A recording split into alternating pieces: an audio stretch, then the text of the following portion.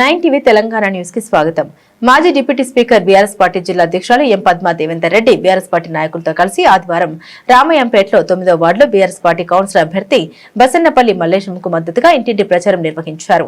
ఈ సందర్భంగా కారు గుర్తు కోటేసి బీఆర్ఎస్ పార్టీ కౌన్సిలర్ అభ్యర్థుల్ని గెలిపించాలని ఓటర్లను కోరారు.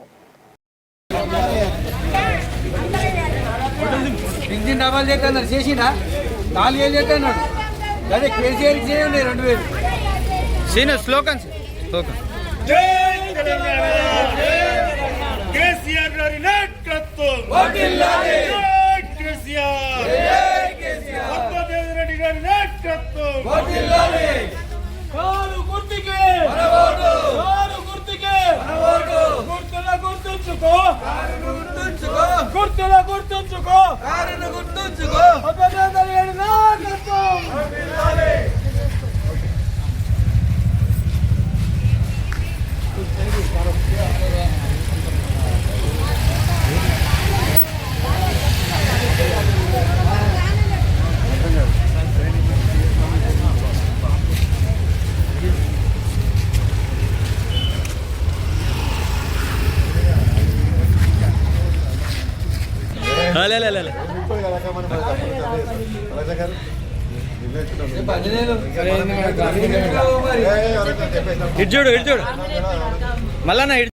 జిల్లాలో ఉన్న 4 మున్సిపాలిటీలో కూడా గులాబీ జెండా ఎగరబోతా ఉంది. కేసీఆర్ చేసిన అభివృద్ధి ఫలాలే మరి బీఆర్ఎస్ అభ్యర్థులను గెలిపించబోతా ఉన్నాయి.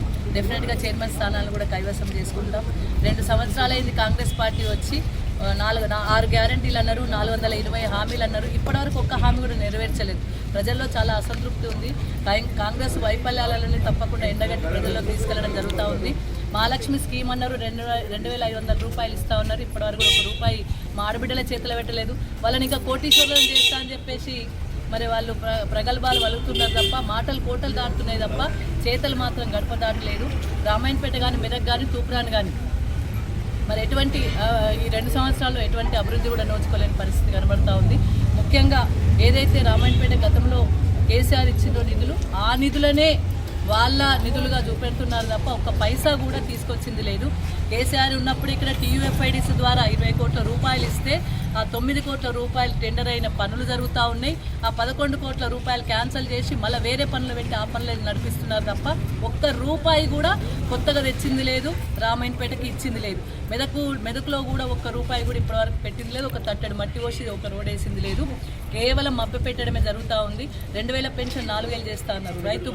రైతు భరోసా ఇస్తా అన్నారు.